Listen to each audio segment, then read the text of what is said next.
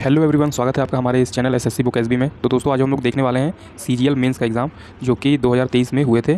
तो आइए देखते हैं कि 2023 में जो सीजीएल ने अपने टियर 2 एग्ज़ाम में पूछा था जनरल अवेयरनेस से 25 क्वेश्चन, तो आज हम उन्हीं 25 क्वेश्चंस को देखने वाले हैं।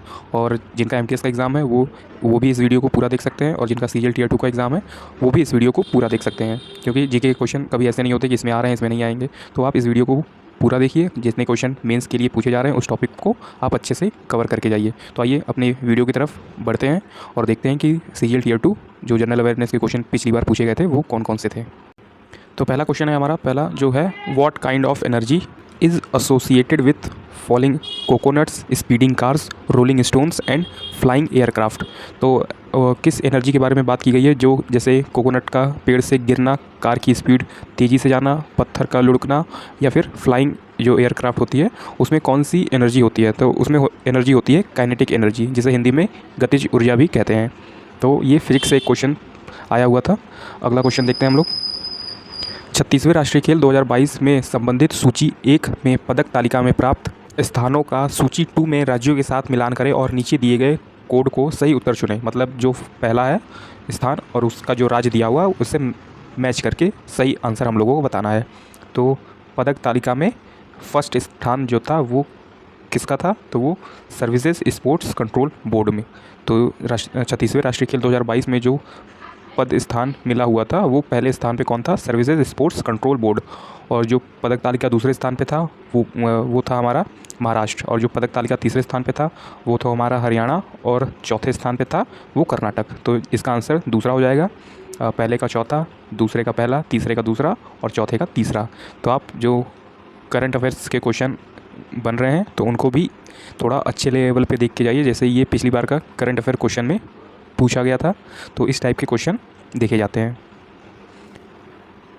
अगला जो है हमारा क्वेश्चन है वो भारतमाला परियोजना के चरण पहले के संबंध में निम्नलिखित विवरणों का मिलान कीजिए।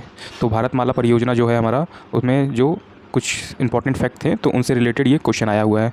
पहला है जैसे आर्थिक गलियारे, इकोनॉमिक कॉरिडोर्स, सीमा और अंतर्राष्ट्रीय संपर्क सड़कें, border and international connectivity road, expressway और अंतर गलियारों और फीडर सड़कें, inter corridor and feeder roads.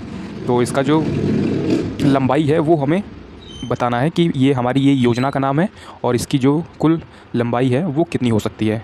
तो पहला हम लोग देखते हैं आर्थिक गलियारे, इकोनॉमिक कॉरिडोर की जो लंबाई है वो है हमारी 900 किलोमीटर्स, सॉरी 9000 किलोमीटर्स है, ये 9000 किलोमीटर है।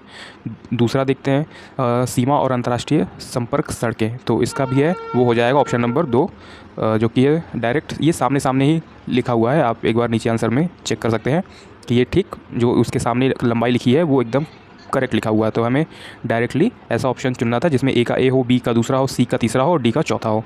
तो इसमें आप देख सकते हैं ये सब के सामने एक जैसा ही आंसर लिखा हुआ है। जैसे आर्थिक गलियारे की जो टोटल लंबाई थी वो 9000 किलोमीटर थी, सीमा और अंतर्राष्ट्रीय संपर्क सड़क की कुल लंबाई वो 2000 थी, एक्सप्रेसवे की कुल लंबाई वो 800 किलोमीटर थी, और अंतर गलियारे और फीडर सड़कें की जो कुल लंबाई थी वो थी 6000 किलोमीटर। तो आपका आंसर हो जाएगा तीसरा। अगला क्वेश्चन है हमारा चौथा, जो कि सितंबर 2022 में डैश सरकार ने महिला सुरक्षा के उद्देश्य में हमर बेटी हमर मान, हमारी बेटी हमारा सम्मान नामक एक अभियान शुरू किया गया था। इनका फोकस स्कूल और कॉलेज जाने वाली लड़कियों के बीच सुरक्षा उपयोगों के बारे में जागरूकता पैदा करने और महिला संबंधी अपराधों के पंजीकरण और जांच को प्राथमिकता देना होगा। तो ये जो हमारा एक योजना शुरू किया गया था, ये अभियान भी कहा जा सकता है इसे, कि हमारी बेटी हमार मान या फिर हमारी बेटी हमारा सम्मान, ये योजना छत्तीसगढ़ सरकार ने शुरू किया था। इसमें मेनली क्या किया जाता था कि लड़कियों को जागरूक बनाना, जो स्कूल जा रही हैं, जो कॉलेज वगैरह जा रही हैं, तो उनको जागरूक बनाना कि हम अपनी सेफ्टी को कैसे रख सकते हैं, कैसे हमें क्या क्या चीज़ें देखनी चाहिए, करनी चाहिए, हमारे फ़ोन, हमारे आसपास कौन सी चीज़ें होनी चाहिए। तो इस टाइप की चीज़ें योजना शुरू करी गई छत्तीसगढ़ सरकार के द्वारा। तो आपने देखा योजना से भी कुछ इंपॉर्टेंट क्वेश्चन होते हैं, बनते हैं। तो आप योजना को डिटेल में पढ़ के जाइएगा अपने, और जो सीजीएल की टियर 2 एग्ज़ाम है उनके लिए। अगला है, इसमें भी मैचिंग से रिलेटेड क्वेश्चन है। तो मैचिंग से रिलेटेड काफ़ी क्वेश्चन आते हैं, जैसे 2022 में भी आया था, 2023 में भी आ रहा है, तो इसी तरह 2024 में भी आएगा। तो आप इसको अच्छे से करिएगा, इसमें गलत होने की संभावना काफ़ी ज़्यादा रहती है। तो इसमें हम लोग देखते हैं कि कुछ नाम दिए गए हैं और इस तरफ नदी का नाम दिया गया हुआ है। तो हमें बताना है कि ये नदी इससे संबंधित है कि नहीं है। जैसे बैडलैंड स्थला आकृति का क्षेत्र, फिर दूसरा है वृद्धगंगा, फिर सांगपो, फिर बिहार का शोक। तो ऐसे कुछ नाम दिए गए हैं जो उनकी विशेषताएं होती हैं। जैसे बिहार का शोक जो है वो कौन सी नदी को कहा जाता है, तो ये तो आपके लिए सिंपल क्वेश्चन होगा। तो जो बिहार का शोक है वो कहा जाता है कोसी नदी को। तो इसी तरह आपको बताना है कि जो बेडलैंड स्थलाकृति का क्षेत्र है वो किसे कहा जाता है, तो वो चंबल को कहा जाता है। वृद्धगंगा जो है वो गोदावरी को कहा जाता है, और सांगपो जो है वो कहते हैं ब्रह्मपुत्र को, और बिहार का शोक ये कहा जाता है कोसी नदी को। तो आपने देखा नदियों से भी काफ़ी इंपॉर्टेंट क्वेश्चन आ रहे हैं। तो बेडलैंड स्थलाकृति ये है चंबल से, फिर इसके बाद है वृद्धगंगा, ये किसके कहा जाता है, तो ये गोदावरी नदी को कहा जाता है। फिर सांगपो किसे कहा जाता है, ये ब्रह्मपुत्र को कहा जाता है, और जो बिहार का शोक है ये कोसी नदी को कहा जाता है। अगला है हमारा which of the following option represent the total income earned bye a individual from all the sources before deduction of personal income taxes. तो ये जो पूछा गया है क्वेश्चन आपसे, कि ये पूछा गया है कि एक जो इंडिविजुअल, एक अकेले आदमी के द्वारा जो कमाया गया हुआ उसका जो एक इनकम होता है वो सारे पर्सनल टैक्स काटने से पहले उस इनकम को क्या कहते हैं। तो अगर आपने इकोनॉमिक्स थोड़ी बहुत अच्छे से पढ़ी होगी तो ये क्वेश्चन आपके लिए बहुत इजी होगा कि डिडक्शन कटने से पहले जो भी चीज़ें होती हैं जो भी इनकम में, तो उन्हें हम कहते हैं पर्सनल इनकम। और डिडक्शन होने के बाद जैसे साल में हमने जो कुछ भी कमाया उसका कुछ परसेंट कटेगा, फिर उसमें कुछ चीज़ें जुड़ेंगी, तो ऐसी सब चीज़ें इनकम में होती हैं। तो अगर आपके जो टोटल इनकम है उसमें से कुछ नहीं कट रहा है तो वो एक आदमी की इंडिविजुअल इनकम मानी जाती है, जिसे पर्सनल इनकम भी कहते हैं।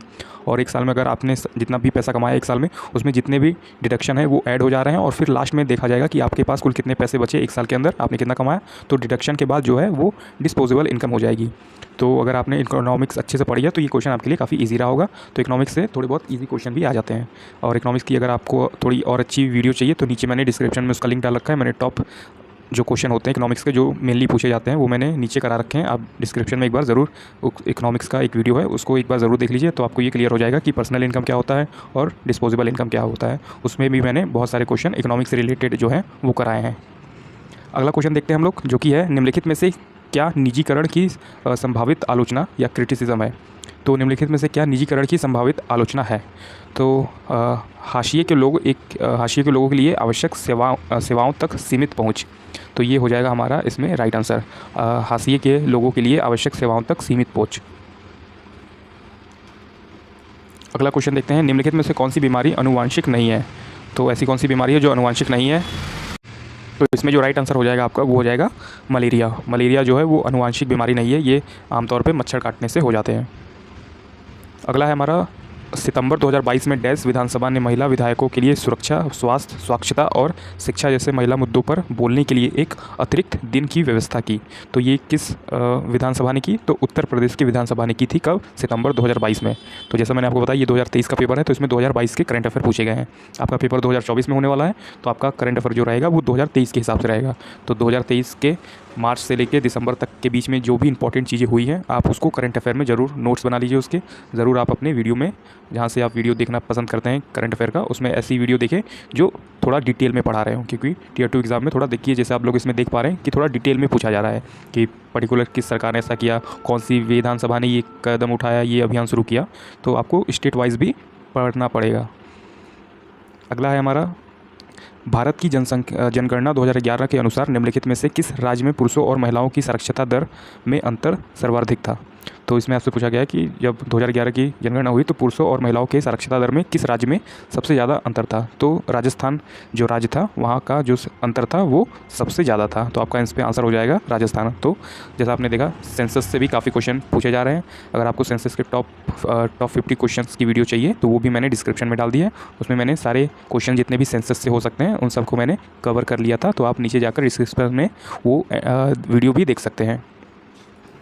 समूह, ग्रुप, शून्य तत्वों को समानता क्या कहा जाता है।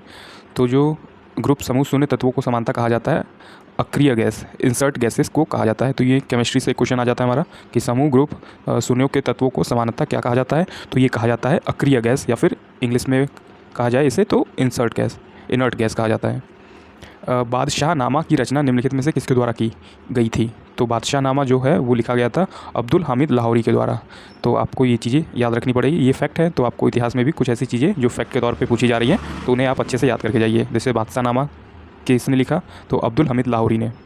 ऐसे आपसे अबुल फजल के बारे में पूछ लेगा कि अबुल फजल ने कौन सी किताब की रचना की थी, या फिर बाबर ने कौन सी किताब लिखी थी अपने टाइम में। तो ये सारी चीज़ें आपको अच्छे से कवर करके जाना है।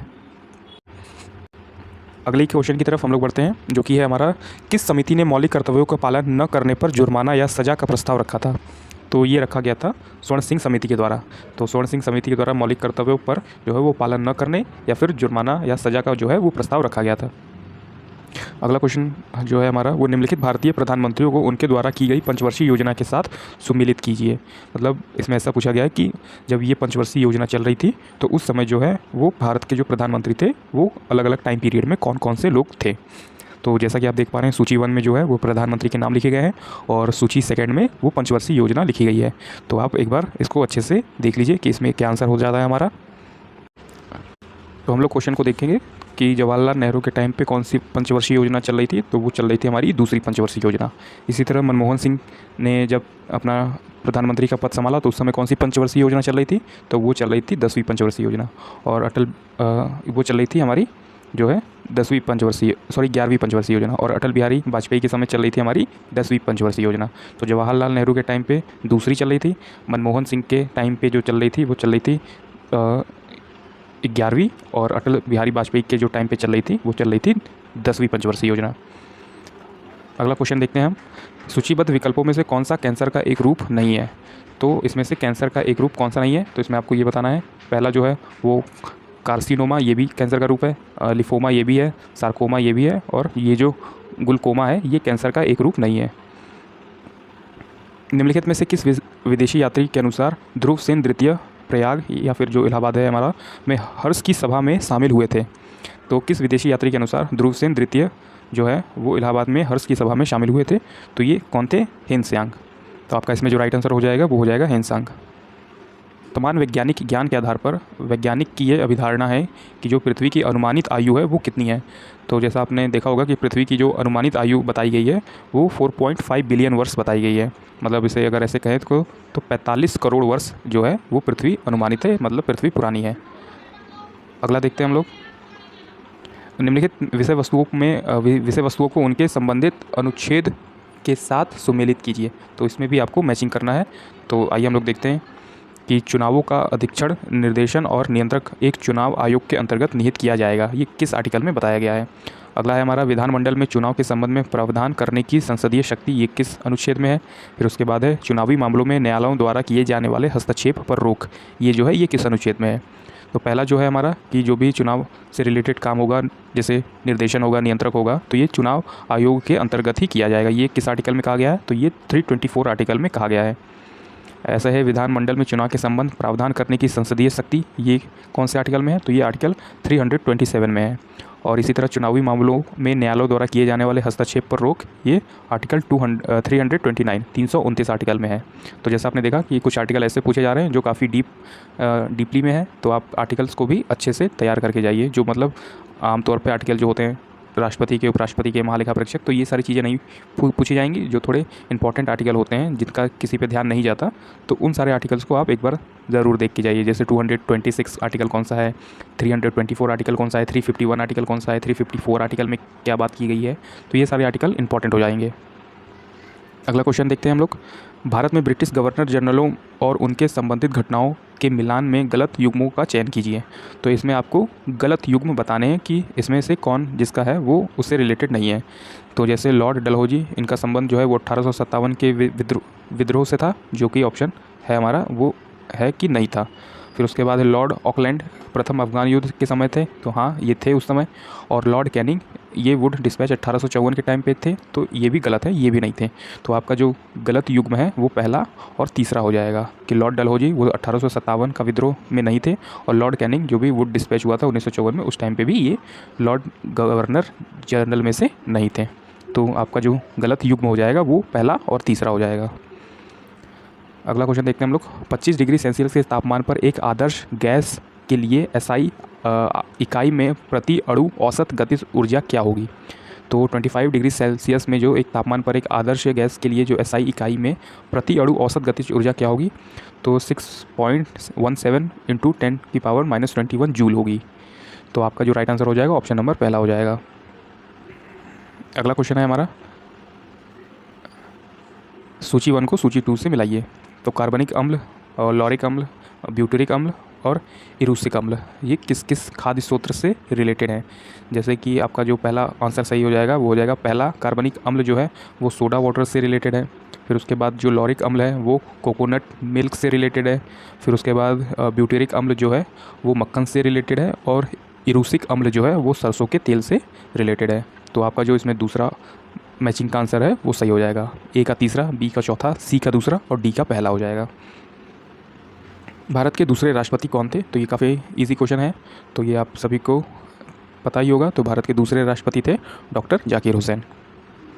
अगला क्वेश्चन है हमारा, संविधान अनुसूचित जनजाति आदेश चौथा संशोधन विधेयक 2022 दिसंबर 2022 में राज्यसभा में पारित किया गया था। यह डैश राज्य पर लागू होने के संबंध में संविधान अनुसूचित जनजाति आदेश 1950 में संशोधन करने के लिए है। तो ये उस टाइम का जो करंट अफेयर है तो वो हो जाएगा। तो ये काफ़ी देखिए कितने डीप में क्वेश्चन पूछा गया था। तो इसका जो राइट आंसर हो जाएगा वो हो जाएगा कर्नाटक। तो आप जो भी करंट अफेयर पढ़ रहे हैं तो वो थोड़े अच्छे लेवल पे पढ़िए, थोड़े एडवांस लेवल पे पढ़िए कि कौन से पर्टिकुलर स्टेट में कौन सी चीज़ें हो रही हैं, वो संविधान संशोधन से किस प्रकार रिलेटेड है, किस प्रकार नहीं रिलेटेड है। तो ये सारी चीज़ें जो है करंट अफेयर में वो पूछी जाती हैं। फिर आइए देखते हैं जो कि मैचिंग से रिलेटेड। तो जैसा मैंने आपको बताया कि मैचिंग से रिलेटेड बहुत सारे क्वेश्चन देखने को आपको मिलेंगे। कम से कम 5 से 6 क्वेश्चन आपको मैचिंग से रिलेटेड होंगे, जो कि मैचिंग थोड़ी हार्ड हो जाती है तो ज़्यादातर लोगों के ऑप्शन वो सही नहीं होते। इसलिए आप मैचिंग से रिलेटेड जो भी है आंसर टिक करें, उस पर डबल श्योर रहें कि मतलब हमारा आंसर ये इतना ही प्रोबेबली 100% राइट हो सकता है। तुक्का लगाने की कोई ज़रूरत नहीं है मेंस के एग्ज़ाम में। आपको जितना आ रहा है आप उतना अच्छे से करके आइए। इसमें देखते हैं कुछ रासायनिक यौगिक लिखा हुआ है सूची 1 में, और सूची 2 में कुछ मसाले लिखे गए हैं। जैसे आमतौर पे कुछ होता है ना कि हल्दी में इस टाइप के केमिकल यूज़ होते हैं, इलायची में किस टाइप का रासायनिक यौगिक होता है। तो वो सारी चीज़ें इसमें पूछी गई हैं, जो कि अगेन केमिस्ट्री से रिलेटेड क्वेश्चन आ जाते हैं। तो करक्यूमेनॉइड्स जो केमिकल है हमारा वो किस में पाया जाता है? तो वो पाया जाता है हल्दी में पाया जाता है। और 1,8-सिनियोल ये किस में पाया जाता है? ये इलायची में पाया जाता है। और यूजीनॉल ये पाया जाता है लौंग में। और पिपेरिन पाई जाती है हमारी काली मिर्च में। तो आपने देख लिया कि क्यूरोमिनॉइड्स जो है वो हल्दी में पाया जाता है। और उसके बाद 1,8-सिनियोल ये इलायची में पाया जाता है। और यूजीनॉल जो है ये लौंग में पाई जाती है। और पिपेरिन जो है वो काली मिर्च में पाई जाती है। आज का लास्ट क्वेश्चन देखते हैं हमारा, जो कि 25 है। तो विश्व के निम्नलिखित में से किस क्षेत्र में कुछ भाग अपने समृद्ध खट्टे फलों या सिट्रस फ्रूट के उत्पादन के लिए जाने जाते हैं? तो किस भाग में ज़्यादातर खट्टे फल पाए जाते हैं वो आपसे ये पूछ रहा है। ये ग्लोबल जियोग्राफी के हिसाब से है कि ये इंडिया से नहीं पूछ रहा है, ये विश्व की जियोग्राफी से क्वेश्चन पूछा जा रहा है। तो आपको बताना है कि ऐसे कौन सा भाग है हमारा पृथ्वी का जो मतलब खट्टे फलों पे ज़्यादा उत्पादन हो रहा है। तो वो भूमध्य सागरीय क्षेत्र जो है इसका राइट आंसर हो जाएगा। भूमध्य सागरीय क्षेत्र जो है वो खट्टे फलों के लिए उत्पादन के लिए फेमस है। तो आज का हमारा ये प्रैक्टिस सेट यहाँ पे ख़त्म होता है। तो जैसा कि दोस्तों आपने देखा कि हमारा ये जो टीयर 2 एग्ज़ाम से रिलेटेड जनरल अवेयरनेस का क्वेश्चन पूछा गया था 2023 में, वो किन किन टॉपिक से पूछा जा रहा है, इसमें क्या इंपॉर्टेंट है, क्या मेन है, क्या आपको पढ़ना है, क्या आपको छोड़ना है। तो ये सारी चीज़ें मैंने आपको इस जो प्रैक्टिस सेट है जो 2023 में पूछा गया उसके माध्यम से मैंने आपको बता दिया है। ऐसे ही और सारी वीडियोज़ को हमारे चैनल पर देखने के लिए मेंस से रिलेटेड जितने भी क्वेश्चन हो सकते हैं 2022 और 23 से जितने भी एग्ज़ाम हुए हैं मेंस के, और CHSL मेंस के लिए भी ये उतना इंपॉर्टेंट है क्योंकि इसमें भी कुछ क्वेश्चन जो है वो रिपीट होते हैं CHSL मेंस के लिए। तो ऐसे ही और सारी CGL मेंस और CHSL मेंस की वीडियो देखने के लिए जिसमें GK GS के अच्छे क्वेश्चन पूछे जा रहे हैं, तो ऐसी वीडियो को देखने के लिए हमारे इस चैनल SSC बुक SB को ज़रूर दोस्तों सब्सक्राइब कर लीजिए, ताकि मैं आपके लिए ऐसे ही ढेर सारी अच्छी वीडियो लाता रहूँ। आपके मेंस क्लासेस स्टार्ट हो गई हैं। आज का ये हमारा पहला क्लास था, जो कि ऐसे ही आने वाले टाइम में आपको अलग अलग टाइप की क्लास मिलती रहेगी। इसके बाद हम लोग क्लास 2 करेंगे, उसमें कुछ और हम लोग क्वेश्चन देखने वाले हैं जो कि CGL या फिर CHSL मेंस में आया था। ये आपके लिए काफ़ी इंपॉर्टेंट हो सकता है। तो तब तक के लिए मिलते हैं आपसे एक नेक्स्ट CGL के मेंस वाली क्लास में। तब तक के लिए पढ़ते रहिए और देखते रहिए हमारा चैनल SSC बुक SB।